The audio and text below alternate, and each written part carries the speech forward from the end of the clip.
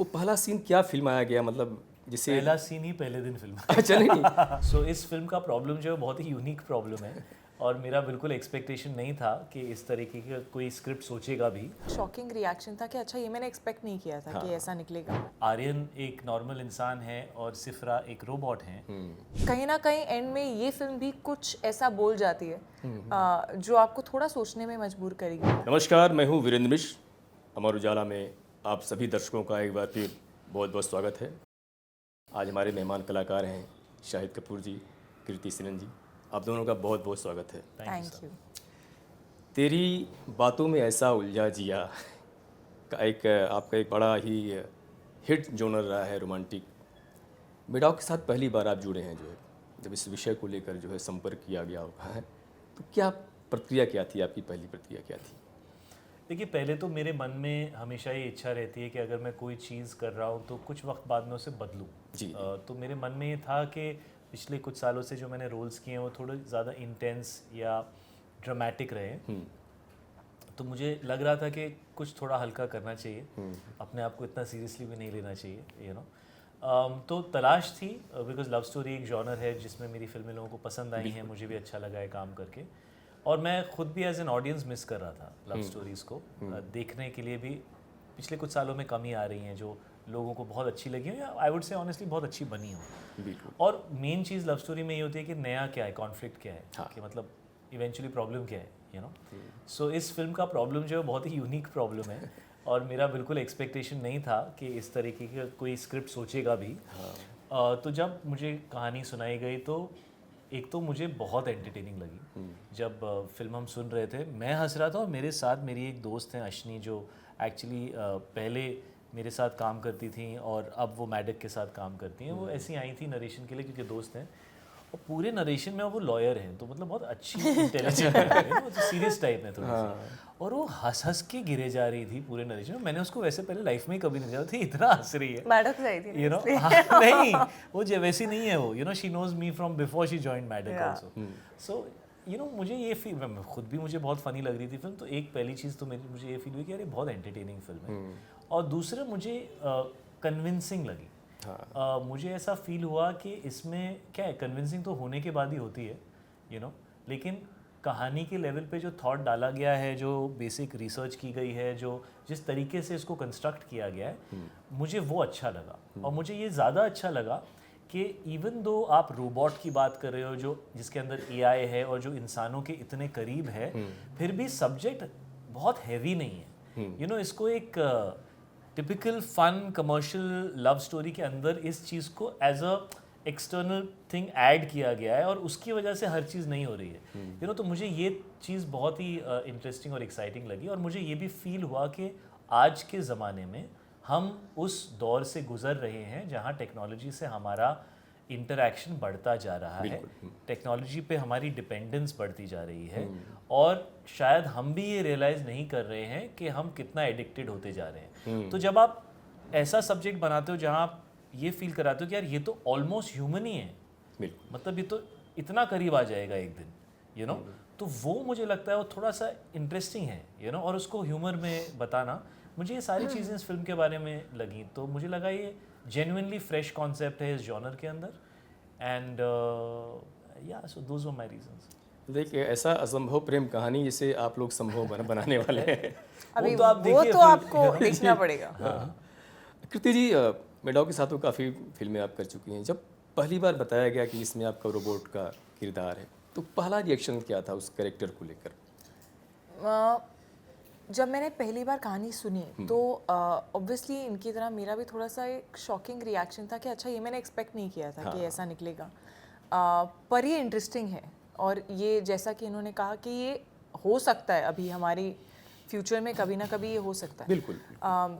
तो अगर एक रोबोट ह्यूमंस के इतने करीब है कि उससे प्यार हो जाए, और वो रिलेशनशिप है, एक प्रॉपर लव स्टोरी है, और फिर इस लव स्टोरी को उठाकर इंडियन फैमिली के बीच में ला दिया जाए, तो क्या क्या होता है, ये बहुत ही मुझे इंटरेस्टिंग लगा था। और मैंने जितनी भी मैडॉक के साथ फिल्में की हैं, हमेशा कुछ अलग होता है, कुछ नया होता है, कुछ या तो कॉन्सेप्ट में नया होगा या ट्रीटमेंट नई होगी या कुछ नई बात बोली जाएगी।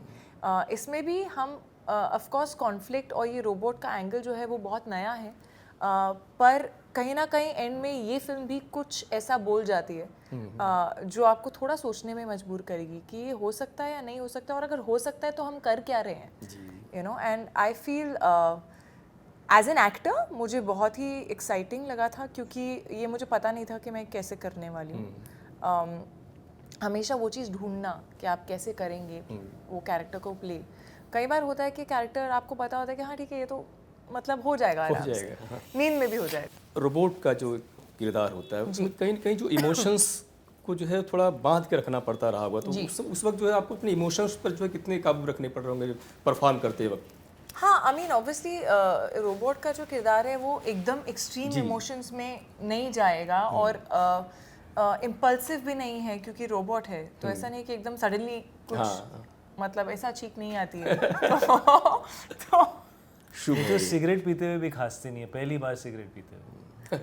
ये तो हमारी ओपनिंग लाइन है हमारे ट्रेलर में। अच्छा से पहली बार सिगरेट पीते हुए और खांसते भी नहीं है। हाँ, और ऐसी कई चीज़ें हैं जो एज ह्यूमंस हम करते हैं, और ऐसी कई चीज़ें हैं जो एज एक्टर्स हम कई बार इस्तेमाल करते हैं उसे और रियल और ऑर्गेनिक दिखाने के लिए। हाथ के मूवमेंट्स हो या कुछ भी हो, और वो सारी चीज़ें आप नहीं कर सकते क्योंकि अब आप इंसान नहीं हैं। तो थोड़ा शुरू में मुझे याद है, शुरुआत में एक तो मैं ये भी देख रही थी कि ये ठीक हो रहा है नहीं हो रहा है, मैं ज़्यादा ह्यूमन तो नहीं लग रही हूँ या ज़्यादा रोबोट तो नहीं लग रही हूँ। और साथ साथ ये भी था कि मुझे ऐसा लगा था मुझे बांध दिया किसी ने और बोला कि अभी करो acting. So I feel like वो थोड़ा सा इनिशियली सफोकेटिंग था। ऑब्वियसली अगर इंसान को रोबोट के अंदर डाल दोगे तो सफोकेटिंग होगा, but as we started progressing मुझे धीरे धीरे थोड़ा मज़ा भी आने लगा कि ठीक है ये कुछ अलग है, यू नो। और इसके साथ जो फिल्में चीज़ें होती हैं वो इंटरेस्टिंग है एज एन एक्टर। बहुत थिन लाइन है, तो जितना चैलेंजिंग होता है, जितना अलग होता है, जितना कोई रेफरेंस पॉइंट नहीं हो कि अच्छा यू नो वो फिल्म में देखा था या उस फिल्म में देखा था, ऐसा कुछ था नहीं, तो उतना नया है। सो इट वाज मतलब बहुत एक्साइटिंग था आई वुड से। शायद ही पहली बार आप लोग एक साथ काम कर रहे हैं, जो ट्रेलर में जो है बड़ी खूबसूरत केमिस्ट्री आप दोनों की बीच नज़र आई, जो बहुत प्यारे खूबसूरत लगे हैं जो। तो वो पहला सीन क्या फिल्माया गया, मतलब जिससे पहला सीन ही पहले दिन फिल्म। अच्छा नहीं, जिससे मतलब ऐसा क्या सीन था मतलब एक कंफर्टेबल जोन में आप लोग आ गए हो जो पहले दिन हमने पहला सीन से ही शुरुआत की। और वो एक्चुअली मैंने ही बोला था कि यूजुअली क्या माना जाता है कि जब आप फिल्म शुरू करते हैं तो पहले 3-4 दिन वार्म अप की तरह होता है, तो बड़े scenes, important scenes, introduction scene, कोई भी ऐसा सीन शुरुआत में नहीं। मेरा थोड़ा उल्टा नज़रिया है उसकी तरफ। मैं हमेशा पुश करता हूँ कि नहीं, वहीं से शुरू करते हैं, क्योंकि जब आप सबसे मुश्किल चीज़ से शुरुआत करते हैं तो या तो आप पास होते हैं या फेल होते हैं, लेकिन आपको पास तो होना ही है, बिकॉज तो फिल्म बन रही है तो ओके होना है। तो आप एक बार उससे गुजर जाते हैं तो आप फिल्म में एंटर कर जाते हैं। 4 दिन क्यों वेस्ट करें फिल्म एंटर करने में। लेकिन इस फिल्म में बहुत ज़रूरी था, क्योंकि आर्यन एक नॉर्मल इंसान है और सिफरा एक रोबोट हैं।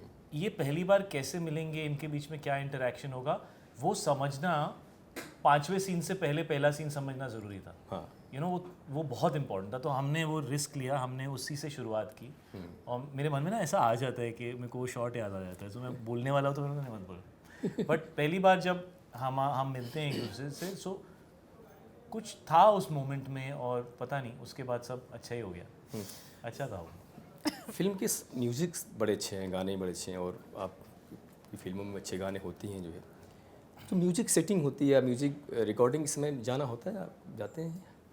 जी मैं जा चुका हूँ बहुत बार, और म्यूज़िक में मैं इन्वॉल्व तो होता हूँ अपनी फिल्मों की ज़्यादातर। हर गाने में शायद नहीं, बट कुछ गानों में तो मेरा इन्वॉल्वमेंट होता है, और मैं बहुत म्यूज़िकली इंक्लाइंड हूँ। जी। यू नो तो कई बार लोग बोलते हैं यार तू बड़ा लकी है, तेरे को बड़े अच्छे गाने मिले हैं। हम लाइक वो बहुत मेहनत से बने ऐसे मिल नहीं जाते। काम लगता है, मेहनत लगती है, सबकी मेहनत लगती है। So I have been involve in the music of most of my films. या आप म्यूजिक सेटिंग में कभी गई हो? हाँ, मैं कई फिल्मों में गई हूँ। हर फिल्म में हर गाने की म्यूज़िक सेटिंग में नहीं, लेकिन मैं हमेशा बहुत इंटरेस्टेड रही हूँ म्यूज़िक में। I think I think music जो है वो किसी भी सीन को भी, बैकग्राउंड म्यूज़िक भी आई फील किसी भी सीन को उठा सकता है, गिरा सकता है। कोई बेसिक से सीन को बहुत ही अच्छा कर सकता है और कभी कभी बहुत अच्छे सीन को बहुत ख़राब भी कर सकता है। तो हाँ, पहली बार जब आप स्क्रैच तो म्यूजिक बहुत सुनते हो, बार ये क्या है? हाँ अच्छा, हाँ स्क्रैच में तो अलग वो रहता है। जब आप कंस्ट्रक्ट करते हो किसी चीज़ को तो आपको रेफरेंशियल म्यूजिक डालनी पड़ती है। और आई थिंक हिंदी फिल्म्स में हमेशा से म्यूज़िक बहुत इम्पोर्टेंट रहा है। बिल्कुल। तो और मुझे हमेशा से मतलब डांस करना पहले ज़्यादा अच्छा लगता था, पता भी नहीं था एक्टिंग कर सकती हूँ या नहीं। सो वो हमेशा कहीं ना कहीं बॉडी में है, रिदम में है। एंड मैं हमेशा बहुत इंटरेस्टेड रहती हूँ। तो मेरी फिल्म में अगर कोई गाना मुझे अच्छा नहीं लग रहा है मैं तो भी बोल देती हूँ, और कोई गाना अच्छा लग रहा है तो भी बोल देती हूँ। So I feel like I love when the film has great music. Basically मैं बोल थैंकफुली दिस वन हैज़। नहीं आप दोनों बहुत ही बेहतरीन कलाकार हैं और डांसर भी बड़े अच्छे हैं जो है। थैंक्स। शाहिद की पहली फिल्म कौन सी देखी होगी आपने जो है? इश्क विश्क अच्छा पहली फिल्म देखी थी जी। म्यूजिक वीडियो भी देखा था उससे पहले। म्यूजिक वीडियो देखे। धर्म जी के साथ कैसे रहे वो, मतलब एक इतने बड़े दिग्गज। बहुत मतलब पता नहीं उनका ना बहुत उनका दिल बहुत सॉफ्ट है। जी, जी। और वो बहुत लविंग है। और मतलब इट्स लाइक यू नो उनके साथ काम करना is really like a dream come true, you know, क्योंकि शायद मुझे उनके साथ वैसा फील होता है जैसा शायद लोगों को हमसे मिलके, you know, when fans meet you आपको ऐसा लगता है ना कि वो रियल में आई एम मीटिंग, तो वो फीलिंग ज़रूर आती है, यू नो। अलग बात है जब आप अवार्ड फंक्शन में मिलते हैं या किसी गेट टुगेदर में, पार्टी में कहीं मिलते हैं, वो अलग चीज़ होती है। बट कैमरे में उनके साथ काम करना, उनके साथ you know screen space share करना मेरे लिए बहुत स्पेशल था। और मुझे पता नहीं बहुत बहुत प्यार फील हुआ उनके लिए, और बहुत वार्म है वो, मुझे ऐसा लगा। कोई किस्सा कुछ बातें धर्म जी ने? बहुत सारी, वो मतलब एक तो वो इम्प्रोवाइज बहुत करते हैं, अच्छा। यू नो, सडनली कुछ करते हैं, और वो कॉमेडी के लिए उनको he loves to do comedy. तो इस कैरेक्टर को भी उन्होंने अपने तरीके से एकदम ह्यूमरस वे में इंटरप्रेट किया। कि वो ऐसे तो यू नो कभी कभी डायरेक्टर और हम सब ऐसे सरप्राइज हो जाते थे कि वो अपनी ही कुछ एक लाइन बोल देते थे, और इतनी फनी होती थी कभी कभी कि मुझे भी शॉट के अंदर हंसी आने लगती थी, you know? कई बार और फिर हम वो हंस दिए हैं अगली टेक में नहीं बोलेंगे वो लाइन, यू नो, क्योंकि वो मूड में आके उन्होंने बोल दिया spontaneously, you know. I love that, I love the fact कि यू नो उनका रोल जो है, जैसे हम तो हर सीन में है फिल्म के, यू नो, तो वो हर सीन में नहीं है फिल्म के, लेकिन वो काफ़ी सीन्स में हैं, लेकिन फिर भी वो अपने कैरेक्टर के साथ फुली कनेक्टेड थे, यू नो, इम्प्रोवाइज कर रहे थे।